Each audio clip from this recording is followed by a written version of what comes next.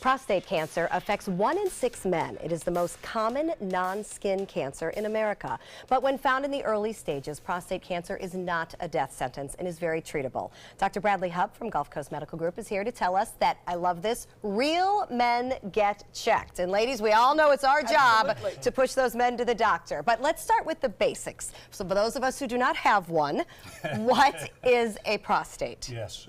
Well, you know, it's a man thing. Obviously, prostate is a gland. It's a small gland about the size of a walnut. It's part of the male reproductive tract. Okay. And unfortunately, it's one of those glands that is prone to getting cancer.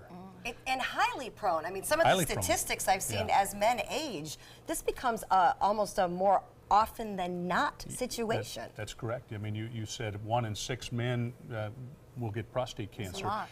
I mean, that number probably is even higher than that if you take into account if you live to 90 or 100. I mean, it might be 1 out of every 2 men might get prostate cancer. Wow. So how dangerous is it?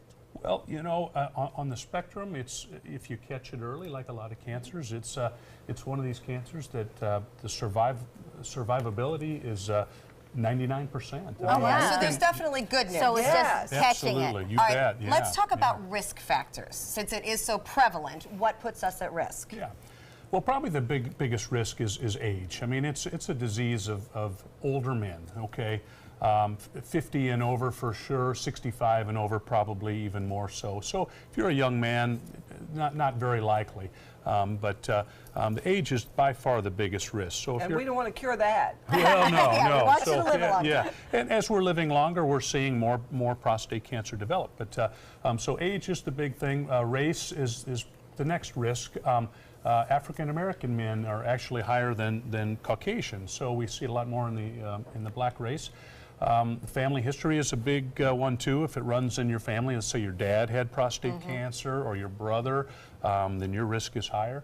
And then diet plays a role. We're not really sure exactly how much diet plays a role, but people that eat a lot of red meat or a lot of fatty foods might have a little higher risk. One interesting caveat with that, there was a study not too long ago that showed coffee drinkers, men that drink moderate amount of coffee, actually have less risk of prostate cancer. Really? So for any of you men out there drinking coffee, it's you're helping your cause. So. Yes, have more. Hard to figure out what to eat and what not to eat these days. Yeah. But symptoms, this is something that I know you really wanted to talk about. Right.